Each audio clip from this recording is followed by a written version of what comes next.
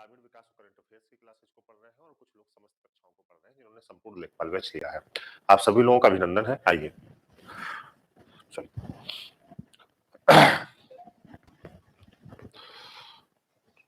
सभी लोग आ जाएं।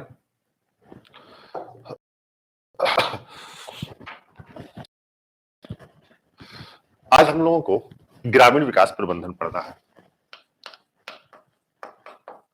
ग्रामीण विकास प्रबंधन।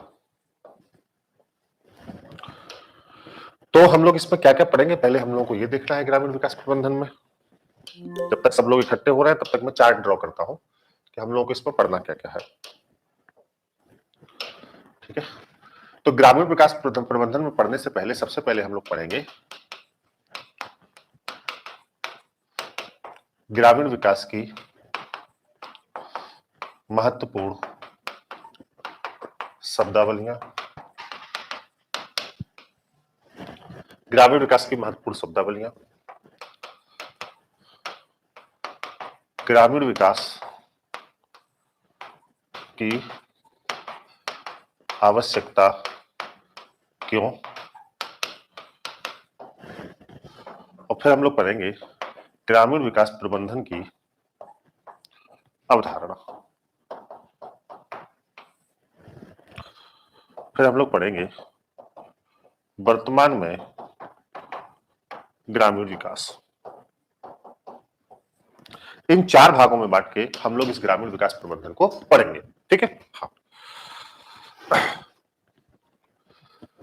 क्लियर है। हाँ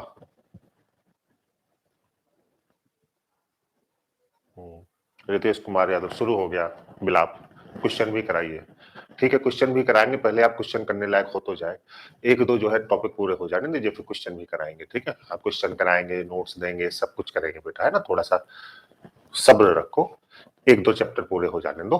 जब 25-50 क्वेश्चन बनाने की स्थिति में होंगे तभी तो क्वेश्चन कराएंगे, है ना।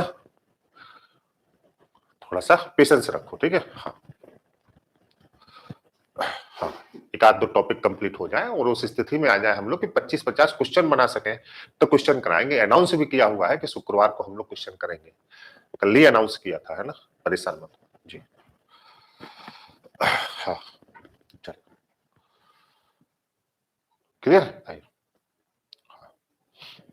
चलिए शुरू करें। तो हम लोगों को बेटा पढ़ना है ग्रामीण विकास की महत्वपूर्ण शब्दावलियां, ग्रामीण विकास की अवधारणा, ग्रामीण विकास की आवश्यकता क्यों पड़ी, प्रबंधन की अवधारणा और वर्तमान में ग्रामीण विकास। ठीक, हम लोग ग्रामीण विकास की आवश्यकता क्यों, ग्राम प्रबंधन की अवधारणा और वर्तमान में ग्रामीण विकास जब पढ़ेंगे, इन तीनों से एक हमारा टॉपिक जुड़ता है जिसको आप कहते हैं पंचायती राज, है ना, पंचायती राज। इन तीनों से एक टॉपिक, लेकिन ये टॉपिक अपने आप में इतना बड़ा है और यहां से प्रश्न बहुत आते हैं, इसलिए हम लोग इस टॉपिक को अलग करके पढ़ेंगे। तो हम लोग एक स्वतंत्र टॉपिक पढ़ेंगे पंचायती राज। तो इसको पहले हम लोग खत्म करेंगे, जहां जहां पंचायती राज्य की बात आएगी वहां पंचायती राज्य शब्द का प्रयोग करेंगे। बट पंचायती राज्य टॉपिक को शुरुआत से, जब से इसका विकास हुआ था, जब हमने सामुदायिक विकास की अवधारणा को 1955 में शुरू किया, फिर 1958 में हमने सबसे पहले इसका जो है क्या किया, ट्रायल किया आंध्र प्रदेश में, 1959 से हमने राजस्थान के नागौर से इसको शुरू किया 2 अक्टूबर। इसके बाद फिर धीरे धीरे प्रोग्रेस हुआ, समाजवाद जोड़ा गया भारतीय संविधान में, संपत्ति के अधिकारों को मूल अधिकारों की श्रेणी से हटाया गया, ये सभी संपत्ति पंचायती राज से कनेक्ट है। और फिर हम 73वां संविधान संशोधन करते 1992-93 तक पहुंचे। फिर हमने अनुच्छेद 243 जोड़ा, 11वीं अनुसूची जोड़ी, 29 विषय जोड़े, जितनी समितियां इनके बीच में आई थी वो सब समितियां थी। तो ये सब चीजें जो एक पंचायती राज्य अपने आप में एक बड़ा टॉपिक है, तो हम लोग इन सबको क्लियर करते हुए पंचायती राज्य को अलग से पढ़ेंगे ताकि इससे जो प्रश्न बने वो मर्ज ना हो और आपको स्पष्ट रहे कि ये पंचायती राज्य में हमें क्लियर करना है और ये हमें ग्रामीण विकास में क्लियर करना है। क्लियर है, चलिए। हाँ हाँ क्लियर है। आइए अब हम लोग जो है इस प्रक्रिया को शुरू करते हैं। आपके सभी नोट्स, सारे एपिसोड के नोट्स आपको आज रात तक ग्रामीण विकास का संपूर्ण पाठ्यक्रम आपके नोट्स अपडेट हो रहे हैं। संपूर्ण पाठ्यक्रम के नोट्स सभी पूरे 30 एपिसोड्स के एक साथ, 30 एपिसोड के नोट्स जितने भी हैं वो एक साथ आज रात तक अगर अपडेट हो गए तो आज रात तक, नहीं तो इसमें कुछ चीजें मैं नई ऐड करा रहा हूं, इसलिए थोड़ा सा समय लग रहा है। हमको थोड़ा सा समय दे दीजिए ताकि मैं गुणवत्तापूर्ण नोट्स आपको भेज सकूं। कुछ चीजें मैं न्यू एडिशन इसमें करा रहा हूं, इसलिए समय लग रहा है। आज रात तक आपको ये संपूर्ण विषय जितना भी पूरा ग्रामीण विकास है, जितने भी 30 एपिसोड हम लोगों को पढ़ाने हैं, ये नोट्स एक साथ आपको प्रेषित कर दिए जाएंगे। ठीक है, या तो ये आज रात में आपको पहुंचाएंगे। ठीक है, हाँ, ठीक ठीक, हाँ हाँ। दरअसल ये मैं कल भेजने की स्थिति में था, बट कल हम लोग इसलिए नहीं इसको भेज पाए क्योंकि अपडेटेशन में थोड़ा सा समय लग रहा है। लगातार इसका अपडेटेशन 3 दिन से चल रहा है और हम गंभीरता पूर्वक नोट्स भेजना चाह रहे हैं आपसे, जिससे कोई दिक्कत ना हो। ठीक है, हाँ, क्लियर है, हाँ। अब अगर आपको पढ़ना हो तो मेरा आपसे एक विनम्र अनुरोध है, हाथ जोड़ के दोनों ही बैच के सदस्यों से जो ग्रामीण विकास में, आप लोग मैसेज करना बंद करें, है ना, क्योंकि अगर आप मैसेज करते रहेंगे तो मैं आपको पढ़ा नहीं पाऊंगा। और जितना आपके बैच के सदस्य मैसेज करते हैं, इतना लाइव क्लास में कोई सदस्य मैसेज नहीं करते। तो मैं एक बार आप सभी लोगों से हाथ जोड़ के विनती करता हूं कि आप लोग अनावश्यक संदेश प्रेषित ना करें। ये आपकी क्लास है, आप किसी से पर्सनल चैट नहीं कर रहे हैं। अगली बार से अगर किसी का अनावश्यक मैसेज आएगा तो टीम उसको सीधे ब्लॉक कर देगी। ठीक है, अब मतलब एक बार ये विनती है, क्योंकि आप में से कुछ लोगों की आदत बहुत गंदी है। अब नेक्स्ट स्टेप जो होगा वो हमारी तरफ से आपको ब्लॉक करने की ओर जाएगा। ठीक है, अगर दी हुई जानकारी पर आपने फिर से कोई प्रश्न पूछा, जो जानकारी दे चुके हैं, तो ब्लॉक होना आपका तय है। आज के बाद अब मैं ना तो आपसे कोई रिक्वेस्ट करूंगा, ना आपसे कहूंगा कि आप अनावश्यक बातचीत ना करें। क्लियर, हाँ,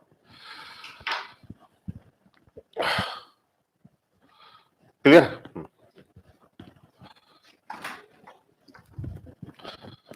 टेक्निकल टीम ध्यान दे, अगर कोई अनावश्यक मैसेज करे तो आप इसको तुरंत ब्लॉक कर दीजिए। ठीक है, मैं यही कहने के लिए बाहर हूं। पांचों लोग एकदम क्लियर रहे। अगर किसी की तरफ से अनावश्यक मैसेज आता है तो आप उसको तुरंत ब्लॉक कर दीजिए। Okay, done, okay.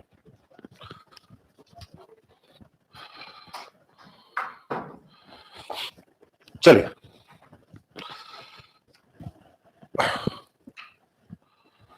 चलिए तो हम लोग शुरुआत करते हैं सबसे पहले ग्रामीण विकास की। अब आप बेहतर तरीके से पढ़िए। सबसे पहले बात करते हैं कि ग्रामीण विकास क्या है। ठीक है, तो देखो, सबसे पहले अगर हम लोग देखें बेटा, तो भारत गांवों का देश है।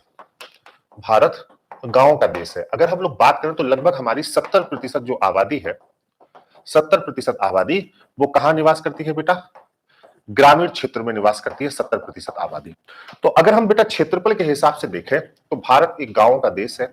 70% आबादी ग्रामीण क्षेत्र में हमारी निवास करती है। अगर हम देखें कि कुल कितने गांव में है, तो भारत में लगभग लगभग 6 लाख से अधिक गांव है। 6 लाख से अधिक गांव है भारत में। 6 लाख से अधिक गांव है। जब आपकी आधी से अधिक जनसंख्या ग्रामीण क्षेत्रों में निवास करती है, तो इसका मतलब यह है कि हम तब तक विकसित नहीं हो सकते, हम तब तक समृद्ध नहीं हो सकते, क्योंकि 70% आबादी, अगर हम इसका एग्जैक्ट डाटा लें तो ये 72% है। ठीक है, लेकिन इसमें से कुछ लोग ऐसे हैं जो नगरीय भी है और ग्रामीण भी है। तो 70% आबादी को हम एक समझने के रूप में मान सकते हैं कि 70% आबादी हमारी लगभग लगभग ग्रामीण क्षेत्रों में निवास करती है। तो अगर हम शहरी क्षेत्रों की बात करें तो शहरी क्षेत्रों में जो बची हुई आबादी हो गई वो कितनी हो गई? 30%। ठीक है, 30% आबादी हमारी शहरी क्षेत्रों में निवास करती है। लेकिन समस्याएं देखिए क्या है। हमें जरूरत किस चीज की पड़ी? ग्रामीण विकास की। क्यों पड़ी हमें जरूरत ग्रामीण विकास की? वैसे तो हमारी ज्यादा आबादी जहां निवास करती है उसको ज्यादा विकसित होना चाहिए।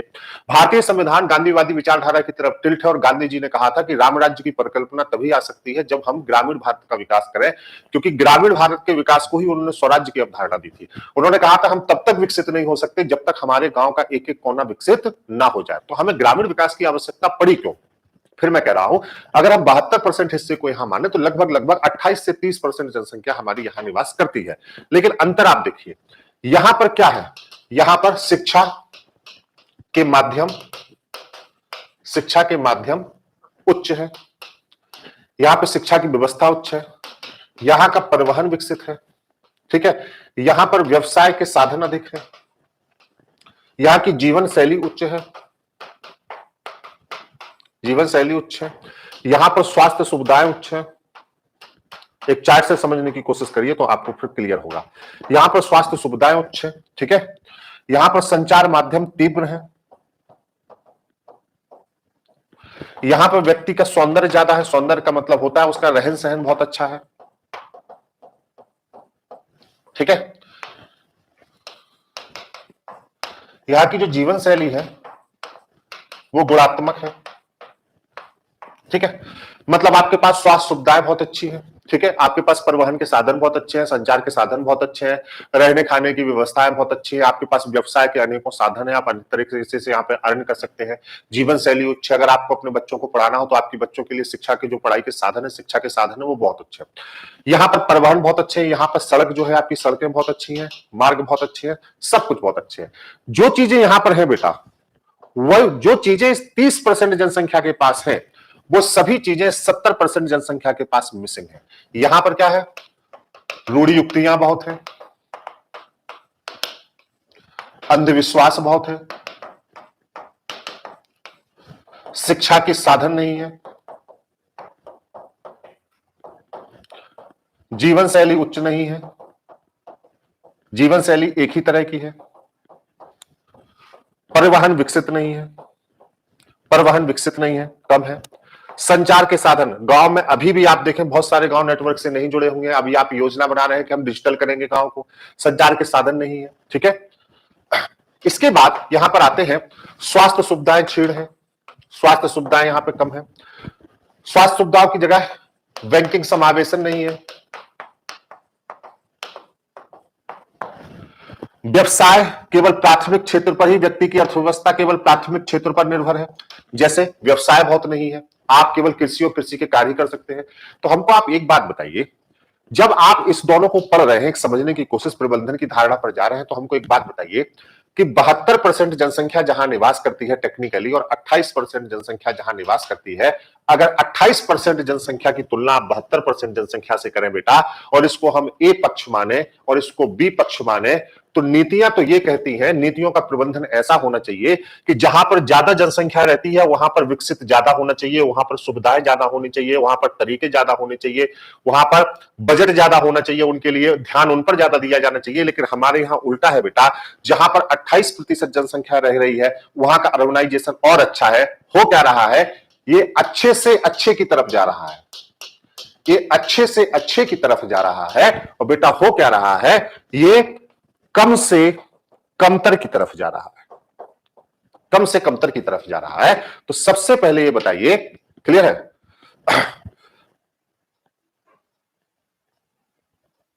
अब यहां पर यह बताइए बेटा कि सबसे पहले जब 1947 में हम आजाद हुए, भारत एक विविधता वाला देश है, तो हमको एक बात बताइए आप, 1947 से अभी तक ऐसा नहीं कि हमने प्रयास नहीं किए, हमने प्रयास किए, हमने मनरेगा दिया, मिड डे मील दिया, अनिवार्य शिक्षा अधिनियम दिया, हम हर घर जल भेज रहे हैं, बिजली की व्यवस्था कर रहे हैं, सब कुछ कर रहे हैं, यहां पर बुनियादी सुविधाएं जीवन रहन सहन ज्यादा है। लेकिन इस चार्ट को देखकर आप हमको ये बताइए कि विकास ए का करने की ज्यादा जरूरत है कि बी का करने की ज्यादा जरूरत है? हम ये कह रहे हैं कि कोई एक दूसरे से ज्यादा ना हो, लेकिन कम से कम ये दोनों ही एक दूसरे के बराबर तो हो जाए। मतलब अगर यहां पर बिजली 24 घंटे है तो यहां पर भी बिजली 24 घंटे हो जाए। क्लियर है?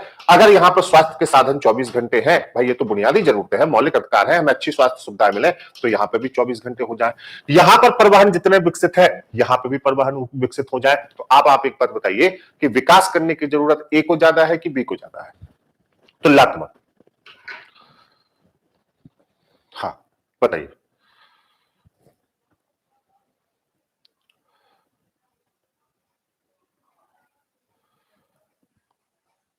क्लियर, बता, ए को ज्यादा है।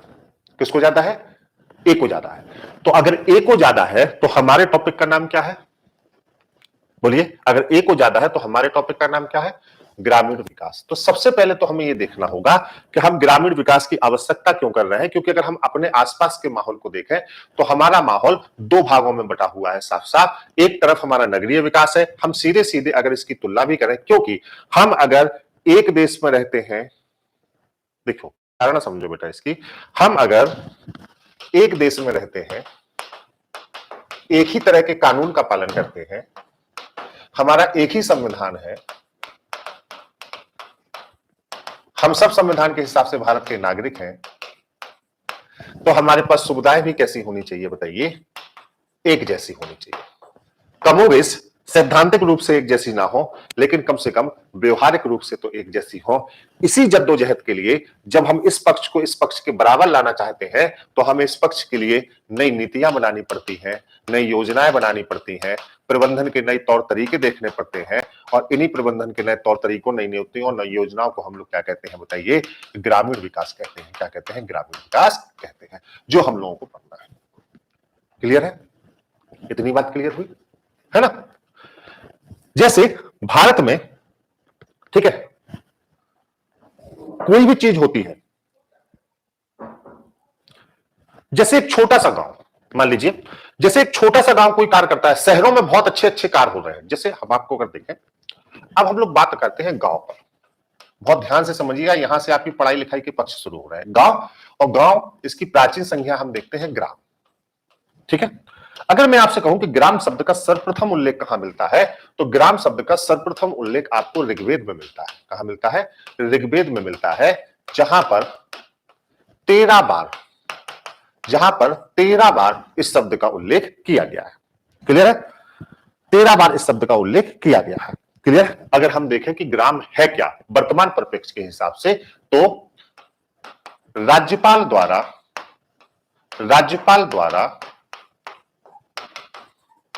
अधिसूचित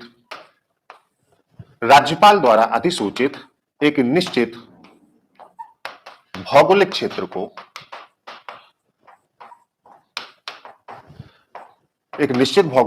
को हम क्या कहते हैं? ग्राम कहते हैं, है ना? तो इसकी परिभाषा है क्या? ग्राम क्या है? ग्राम शब्द का सर्वप्रथम उल्लेख कहां मिलता है? ऋग्वेद में मिलता है। प्राचीन ग्रंथों में 13 बार उल्लेखित किया गया है। राज्यपाल द्वारा निश्चित भौगोलिक क्षेत्र को हम क्या कहते हैं?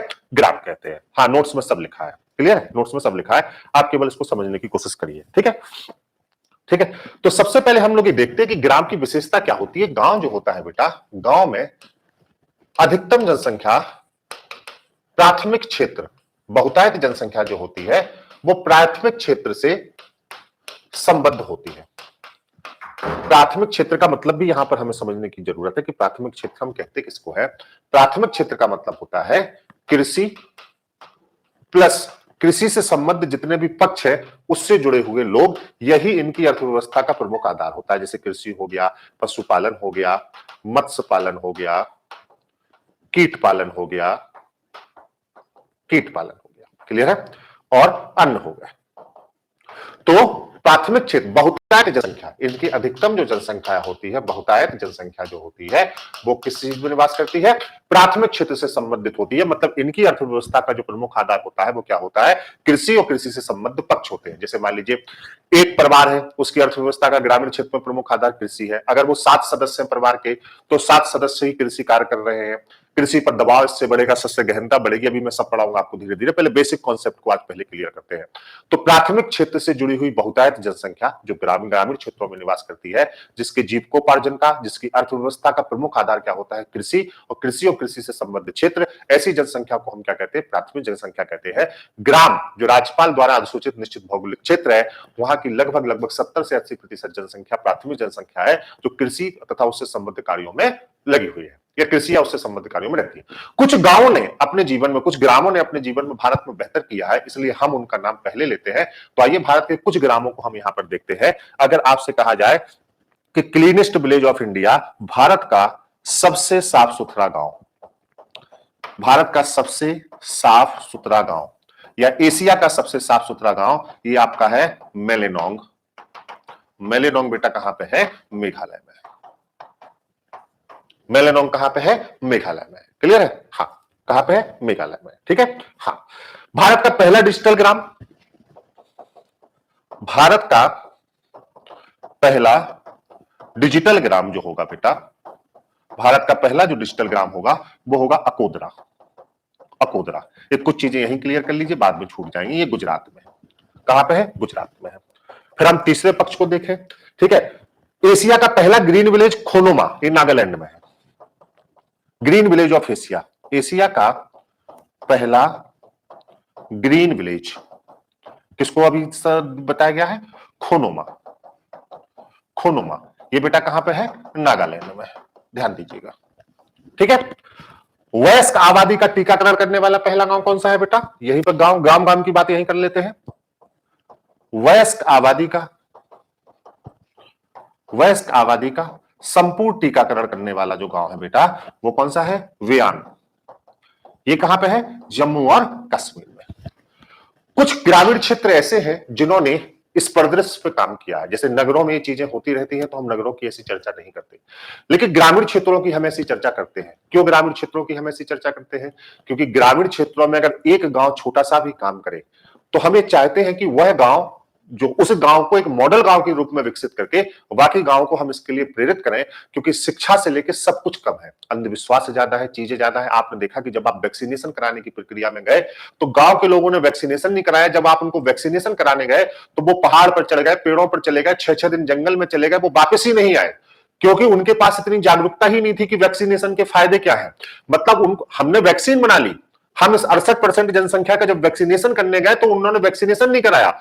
जब हमने अनिवार्य सुविधाओं में वैक्सीनेशन को क्लियर किया, जैसे हमने कहा कि कोटेदार के पास से अगर आपको अनाज लेना है तो वैक्सीनेशन कराना जरूरी है, केंद्र सरकार की सुविधाओं का लाभ आपको तब मिलेगा जब आप वैक्सीनेशन कराएंगे, सब्सिडी आपको तब मिलेगी जब आपके पास वैक्सीनेशन का सर्टिफिकेट होगा। इसके बाद उनके अंदर जब एक जागरूकता आई तब उन्होंने वैक्सीनेशन कराया। आप जान के आश्चर्य होगा, जब शहरीकृत जनसंख्या लगभग अपना वैक्सीनेशन समाप्त कर रही थी तब तक केवल 9% ग्रामीण जनसंख्या ने अपना वैक्सीनेशन कराया। मतलब आप इससे इस अंधविश्वास को समझ सकते हैं कि जब लगभग 90% नगरीय जनसंख्या अपना वैक्सीनेशन करा चुकी थी, तब 9% ग्रामीण जनसंख्या ने 100% में से अपना वैक्सीनेशन कराया था।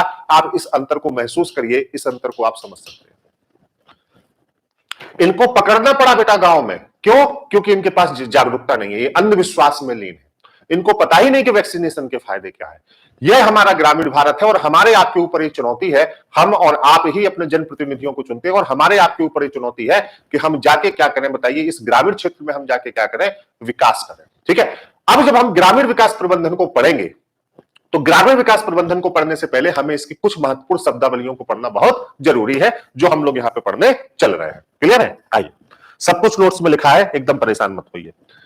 इतनी बात सब क्लियर हुई? इसमें कोई प्रश्न तो नहीं है आपके मन में? बताएं, इज दैट क्लियर? चलिए अब देखो, यहां पर हमने देखा सबसे पहले कि ग्राम क्या है, तो ग्राम आपने क्लियर कर लिया। यहां पर 3 चीजें और क्लियर करनी है, यही आपसे क्वेश्चंस के रूप में पूछा जाएगा। ग्राम, तो आपने कहा राज्यपाल द्वारा अधिसूचित निश्चित भौगोलिक क्षेत्र। क्लियर हो गई बात? चलो, अब मैं यहीं से आपसे पूछूं कि ग्राम सभा क्या है। अगर ग्राम, देखिए, ये जब हमने 73वां संविधान संशोधन किया, पंचायती राज को लागू किया, तो इनकी एक स्पष्ट परिभाषा निकल के सामने आई, ग्राम, ग्राम सभा और ग्राम सभा समिति। ठीक है, ये संवैधानिक परिभाषाएं हैं जिनको आपको याद रखना है, ग्राम, ग्राम सभा और ग्राम सभा समिति। तो अब आप ये देखिए कि अगर ये ग्राम है बेटा, तो फिर ग्राम सभा क्या है? राज्यपाल द्वारा अधिसूचित निश्चित भौगोलिक क्षेत्र, और इस निश्चित भौगोलिक क्षेत्र में मैं जोड़ रहा हूं निवासित ऐसे व्यक्ति जिनका नाम चुनाव नामावली में दर्ज है, ग्राम सभा समूह कहलाता है। फिर समझिए, ठीक है, अगर आपसे पूछा जाए ग्राम सभा क्या है, राज्यपाल द्वारा अधिसूचित निश्चित भौगोलिक क्षेत्र में रहने वाले ऐसे व्यक्ति जिनका नाम मतदाता सूची, वोटर लिस्ट या चुनाव नामावली में दर्ज है, ऐसे व्यक्तियों के समूह को हम क्या कहते हैं? ग्राम सभा कहते हैं। अभी इन दोनों को संवैधानिक अधिकार नहीं मिला है। क्लियर? यह संवैधानिक इकाइयां नहीं है। ठीक है, ग्राम राज्यपाल द्वारा अधिसूचित भौगोलिक क्षेत्र है, ये विधिक इकाई है। ग्राम सभा ये विधिक इकाई है। अब ये संवैधानिक हो जाएगा जब इसे समिति का चुनाव कर लेंगे, तो ये वैधानिक इकाइयां हैं। अब संवैधानिक इकाई क्या होगी? ऐसे व्यक्ति जिनका नाम, मतलब हम एक शब्द में कह सकते हैं, ग्राम सभा के व्यक्ति प्रत्यक्ष मतदान द्वारा जिस समूह को चुनते हैं उसे ग्राम सभा समिति, क्लियर, या ग्राम पंचायत समिति कहा जाता है, समिति कहा जाता है। जैसे बेटा ये चुनाव हुआ, चूंकि ये संवैधानिक प्रावधान है, ये नाम जो होगा आपका, ये नाम संवैधानिक हो जाएगा, ये नाम संवैधानिक हो जाएगा, क्लियर। तो राज्यपाल द्वारा अधिसूचित निश्चित भौगोलिक क्षेत्र जो है वो ग्राम है। इस भौगोलिक क्षेत्र में निवासित करने ऐसे लोग जिनका नाम चुनाव नामावली में दर्ज है वो ग्राम सभा कहलाता है, ग्राम सभा का समूह कहलाता है। यह समूह प्रत्यक्ष निर्वाचन द्वारा, जब जैसे आप पंचायत चुनाव आपके यहां होते हैं तो पंचायत चुनाव में कौन लोग वोट डालते हैं, जो कहां पे है, वोटर लिस्ट में है। तो पंचायत जो चुनाव है 73वें संविधान संशोधन के बाद पंचायती राज्य जो है उसको संवैधानिक दर्जा प्राप्त है। तो जब हम ग्राम पंचायत समिति का चुनाव करते हैं तो ये संवैधानिक पद होते हैं, संविधान के हिसाब से ओथ दिलाई जाती है और ये सरकार के प्रतिनिधि के रूप में गांव में कार्य करते हैं, ठीक है। तो स्थानीय स्वशासन की यह एक इकाई है, सामुदायिक विकास की यह एक इकाई है। जब हम प्रत्यक्ष मतदान द्वारा ऐसी चीजों को चुनते हैं तो हम इसको क्या कहते हैं, ग्राम सभा समिति कहते हैं या ग्राम पंचायत समिति कहते हैं। क्लियर है, क्लियर हो गई ये बात, है ना। इसे संविधान द्वारा शक्तियां प्राप्त हैं, क्लियर है। इनके लिए 16 अनुच्छेद है जो अनुच्छेद 243 में है, क्लियर है। और इनके लिए 29 विषय हैं जिस पर ये निर्णय ले सकते हैं और इनके लिए संविधान में 11वीं अनुसूची जोड़ी गई है। ये सभी हम लोग डिटेल में अभी पढ़ेंगे, क्लियर है। और इनको संवैधानिक प्रावधान प्राप्त है, क्लियर है। Is that clear. अब इनकी यात्रा यहां तक कैसे पहुंची, है ना, इसको हम लोगों को अभी एक बार और पढ़ना होगा। जब आप कहेंगे कि भारत स्वतंत्र हुआ और हमने पहली पंचवर्षीय योजना शुरू की 1995 के सामुदायिक विकास कार्यक्रम, ठीक है, इसके बाद रिपोर्ट आएगी, फिर हम आंध्र प्रदेश पहुंचेंगे, 1958 में ट्रायल करेंगे, फिर हम 1959 में पहुंचेंगे, 1959 में हम राजस्थान के नागौर से इसको लागू करेंगे, फिर हम 1970 में पहुंचेंगे, 1970 में एक पीआईएल दाखिल होगी, है ना, ये पीआईएल दाखिल होगी 1970 में पीएन भगपति की। फिर 1970 के बाद हम 1976 में पहुंचेंगे, 1976 में हम समाजवाद जोड़ेंगे, समाजवाद को जोड़ने के बाद हम 1978 में पहुंचेंगे, संपत्ति के अधिकारों को मूल अधिकारों की श्रेणी से हटा के, ठीक है, हम 300 काम में जोड़ेंगे। 1978 के बाद फिर हम 3 समितियां बना के 1992 में पहुंचेंगे और फिर हम यहाँ पे 73वां संविधान संशोधन ड्राफ्ट करेंगे और 1993 से हम इसको लागू करेंगे। इस पूरी यात्रा को हम पढ़ेंगे कहां पर, पंचायती राज में, क्लियर। इतना छोटा विषय नहीं, है ना। इस पूरी यात्रा को हमें कहां पढ़ना है, पंचायती राज में। अभी जब हम ग्रामीण विकास प्रबंधन को पढ़ने चल रहे हैं तो प्रबंधन में शामिल होने वाली कुछ शब्दावलियों को हमें तैयार करना है। 1952 में सामुदायिक विकास के लिए शांभवी जी कमेटी बनी थी, 1955 में उस कमेटी ने अपनी पहली रिपोर्ट दी थी, क्लियर। चलिए बताऊंगा आपको, सब बताऊंगा, घबराइए मत, ठीक है। हाँ,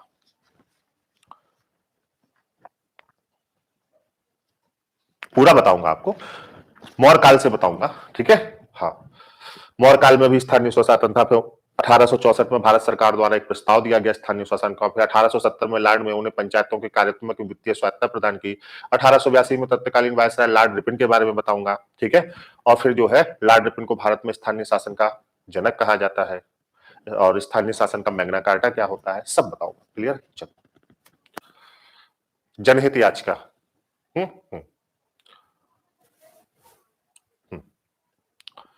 इज दैट क्लियर। इतनी बात क्लियर हुई जितनी मैंने अभी आपको बताई। अब कुछ शब्दावलियों को हमें यूज करना है जो प्रबंधन में हमारी यूज होंगी। इन शब्दावलियों को आपको ध्यानपूर्वक पढ़ना है और इसके बाद फिर हम प्रबंधन को पढ़ेंगे, ठीक है। तो कुछ शब्दावलियों का हम उपयोग करते हैं, कैसे प्रबंधन में जिन शब्दावलियों का उपयोग होना है जो आपके लिए बहुत जरूरी है, पहले उसको आप लोग पढ़िए, ठीक है ना। जैसे मैं आपको पहली शब्दावली पढ़ाता हूं, डेकनेट। देखो बेटा, अब आपका बहुत गंभीर सिलेबस शुरू हो गया है और प्रत्येक दिन की क्लास से 5 से 6 क्वेश्चन आपकी आंखों के सामने से निकलेंगे। अब आपको ये देखना है कि घर में आपको नोट लेके और उसको रगड़ना है कि आपको सीधे दिमाग में सेट करते चलना है। आपका पूरा सिलेबस एक सीक्वेंस में आपके दिमाग में सेट हो जाएगा अगर आप गंभीरता से मेरी बात को सुनेंगे और लुकुर लुकुर नहीं करेंगे, ठीक है। और अगर आप लुकुर लुकुर करते रहेंगे, मुझको इरिटेट करते रहेंगे, तो फिर बस भंडारा ही चलेगा। मैं भी 30 क्लास का अपना नोट्स वोट्स देके आपको फटाफट जो है क्लियर कर दूंगा, क्योंकि टीचर के अंदर से अच्छी चीजें निकलवाना क्लास की जेंट्री पर डिपेंड करता है, टीचर पर डिपेंड नहीं करता, ठीक है। तो आप जितने जबरदस्त तरीके से रहेंगे उतना ही जबरदस्त आपका विकास होगा, ठीक है। तो आइए, आपको एक भी चीज ऐसी नहीं है जो घर पर फिर से पढ़नी पड़ेगी। आप बस देखिए, सुनिए ध्यान से और तैयार करते चलिए ताकि 1 घंटे का जो समय हो वो पैक समय हो, क्लियर है। हाँ, आइए। हाँ, देखो, जैसे एक क्वेश्चन आ रहा है कि सर ग्राम सभा, ग्राम पंचायत और ग्राम पंचायत समिति के बारे में एक बार क्लियर कर दीजिए, समझ लीजिए। देखो ग्राम सभा क्या है बेटा, जैसे गांव में बहुत सारे लोग रहते हैं, सपोज करो ठीक है कि यह एक ग्राम हो गया, ठीक है, इसमें इतने सारे लोग रहते हैं, ये हरे पेन वाले लोग हैं, कुछ ये नीले पेन वाले लोग हैं, ठीक है, और कुछ ये लाल पेन वाले लोग हैं, ठीक है, हर तरीके के लोग गांव में रहते हैं, इनका ऐसे संयोजन है, ठीक है, इसको हमने कहा ग्राम। ठीक, बस हमारे पास अधिकार कितना है वैधानिक, यह जो बाउंड्री है, यह जो भौगोलिक क्षेत्र है, यह राज्यपाल द्वारा अधिसूचित है, राज्यपाल द्वारा इसकी सीमाओं को अधिसूचित कर दिया गया है। हमारे पास बस इतना ही है, इसके अलावा कुछ नहीं है।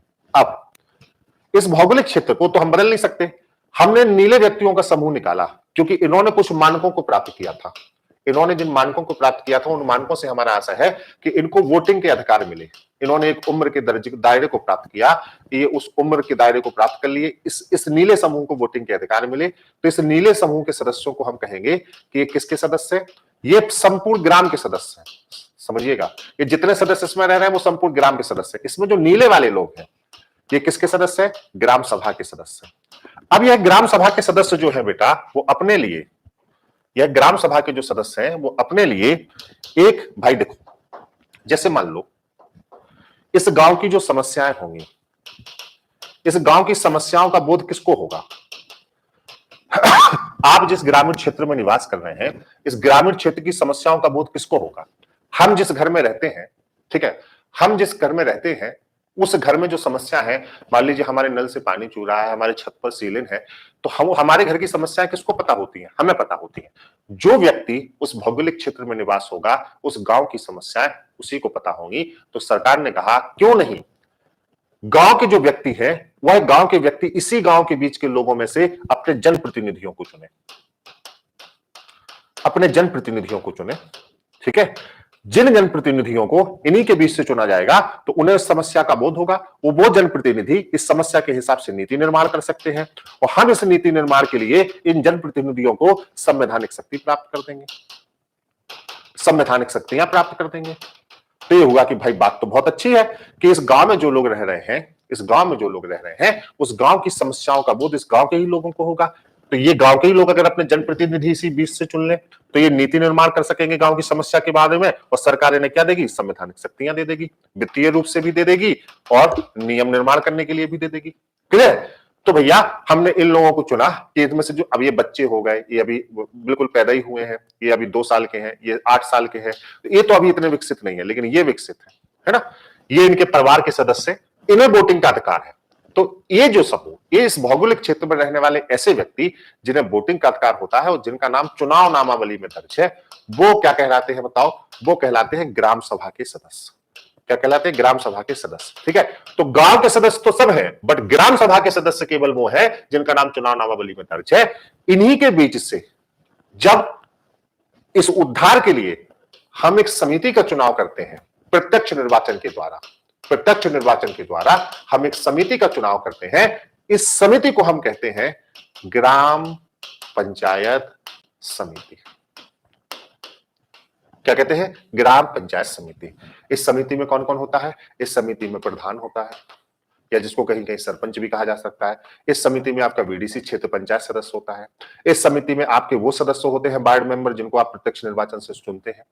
प्रधान हो गया, वीडीसी हो गया और वो सदस्य हो गए। मतलब इस चुनाव में जितने लोगों को आपने मताधिकार से चुना है और वो आपकी गांव की सीमा के अंदर है, वो सभी आपकी ग्राम पंचायत समिति के सदस्य के रूप में वर्णित है। क्लियर है, अभी आपको ये क्लियर हुआ, बताएं।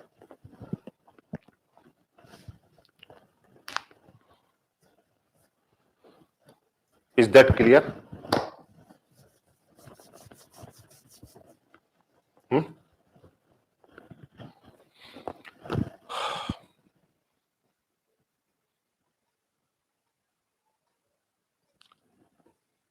चलिए, ऑल क्लियर है। हाँ, अब हमें पढ़नी है शब्दावलियां। ठीक है, तो शब्दावलियों में पहली शब्दावली है आपकी डेकनेट।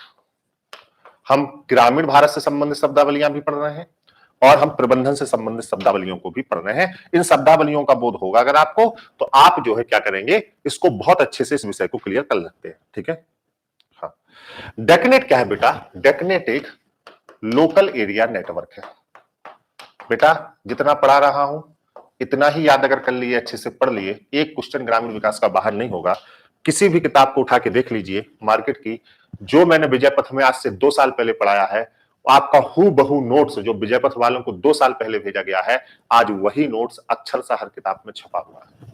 गारंटी ले रहा हूं मार्केट में एक भी नोट से अगर एक भी चीज भिन्न हो जाए, आज किताब आई है, मैंने नोट्स 2 साल पहले विजय पथ में दे दिया था, 1.5 साल पहले, एक एक चीज मिला लीजिए बेटा, आपके नोट से अलग नहीं है। कुछ लोगों ने तो कॉमा तक नहीं बदला है, ठीक है। हाँ,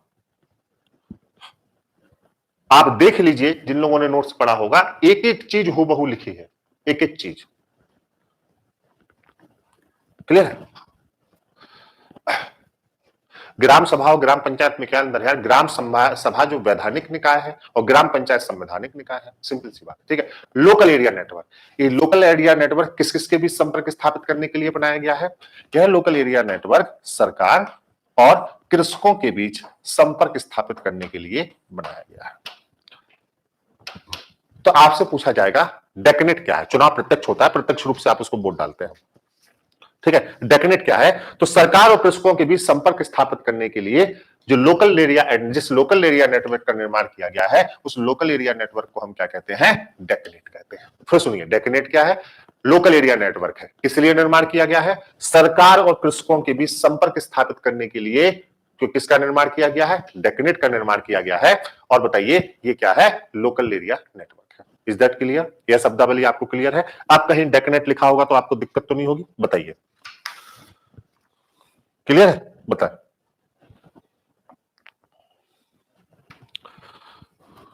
क्लियर है? हाँ। लेकिन बेटा अब समय समाप्ति की घोषणा हो चुकी है ना? तो अब मुझे आपसे विदा लेनी पड़ेगी। देखो बेटा, आज हम लोगों ने जैसे लगभग 45 मिनट का समय